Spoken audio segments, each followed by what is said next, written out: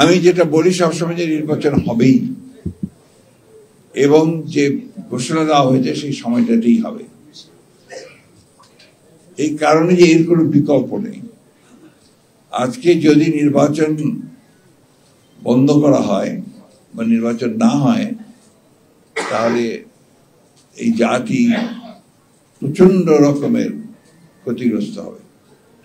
যখন এই বয়সে এসে আমি দেখি যে আমার যে এতদিনকার যে স্বপ্ন, যে লড়াই, যে সংগ্রাম আমাদের, সেটা কেন জানি ম্লান হয়ে যাচ্ছে কিছু দুর্বৃত্তের কারণে, তখন স্বাভাবিকভাবেই একটা হতাশা আসতে পারে যে এই জুলাই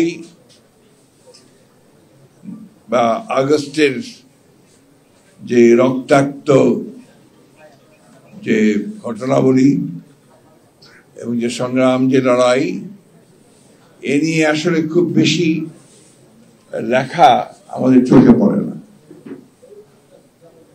আপনি দেখেন যে 52 সালে ভাষা আন্দোলনের উপরে অনেক লেখা হয়েছে এবং কতগুলো লেখা আছে যেগুলো কালজয়ী লেখা, কবিতা,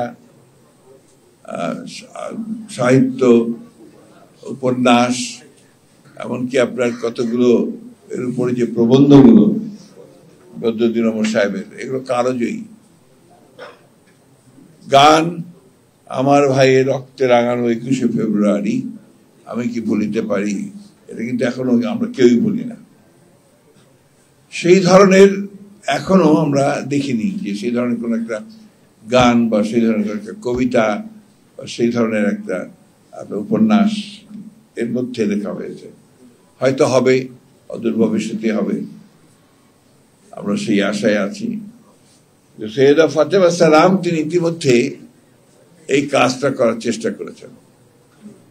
আমি কিছুক্ষণ আগেই ভাই সাহেবকে বলছিলাম যে আমাদের তো সরকারের অনেকগুলো প্রতিষ্ঠান আছে, সংস্কৃতি মন্ত্রণালয়ের অনেকগুলো বিভাগও আছে, এটার উপরে কিন্তু তারা কাজটা করার উদ্যোগ নিতে পারতেন।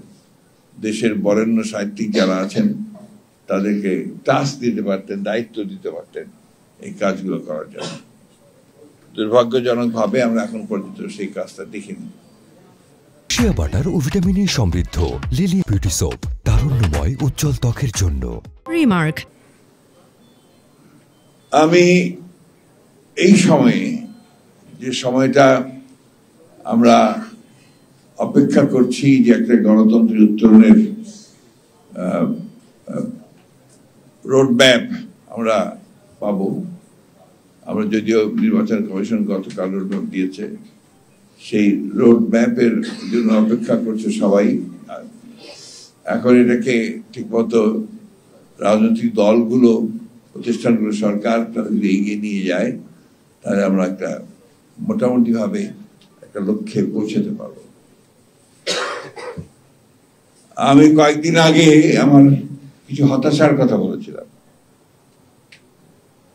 এটা নিয়ে আমার যারা কাছের মানুষ তারা আমাকে কিছু ভর্ৎসনা করেছেন যে আপনি হতাশার কথা বলবেন কেন, আমরা তো আপনার কথায় ইন্সপায়ার্ড হই, অনুপ্রাণিত হই। আমি তাদের বলেছিলাম যে যখন এই বয়সে এসে আমি দেখি যে আমার যে এতদিনকার যে স্বপ্ন, যে লড়াই, যে সংগ্রাম আমাদের, সেটা কেন জানি ম্লান হয়ে যাচ্ছে কিছু দুর্বৃত্তের কারণে, তখন স্বাভাবিকভাবেই একটা হতাশা আসতে পারে। আমরা জানি যে রাজনীতিতে অবশ্যই মতভেদ থাকবে, রাজনীতিতে বিভিন্ন রকম চিন্তা থাকবে, মত থাকবে, কিন্তু এখন যে পরিবেশটা আমাদের আছে এই পরিবেশটাতে আমাদের জনগণ কিন্তু অত্যন্ত বিভ্রান্তির মধ্যে পড়ে যাচ্ছে। আমরা আপনার লক্ষ্য করে দেখবেন, মানুষকে জিজ্ঞেস করলেই মানুষ বলে নির্বাচন হবে তো। এই যে একটা আপনার এক ধরনের শঙ্কা, আশঙ্কা এবং এক ধরনের আপনার হতাশা এসে যায় যে হবে তো। আমি যেটা বলি সবসময় যে নির্বাচন হবেই, এবং যে ঘোষণা দেওয়া হয়েছে সেই সময়টাতেই হবে। এই কারণে যে এর কোনো বিকল্প নেই। আজকে যদি নির্বাচন বন্ধ করা হয় বা নির্বাচন না হয়, তাহলে এই জাতি প্রচন্ড রকমের ক্ষতিগ্রস্ত হবে এবং ফ্যাসিবাদের ফিরে আসার সম্ভাবনা অনেক বাড়বে। আপনারা নিশ্চয়ই লক্ষ্য করছেন যে বিভিন্ন খান থেকে বিভিন্ন সময় অনেকেই চেষ্টা করছে এই ফ্যাসিবাদকে নিয়ে আবার কথা বলার জন্য, এবং বিদেশেও আপনার এটা নিয়ে কাজ হচ্ছে। তাই নির্বাচনটা খুব দ্রুত দরকার, সে কথাটা আমরা বারবার বলেছি, এবং আমরা মনে করি যে একটা অবাধ সুষ্ঠু নিরপেক্ষ নির্বাচনের মধ্য দিয়েই আমরা আমাদের যে কাঙ্ক্ষিত লক্ষ্য গণতান্ত্রিক রাষ্ট্র ব্যবস্থা, সেই রাষ্ট্র ব্যবস্থায় আমরা যাওয়ার সুযোগ পাবো।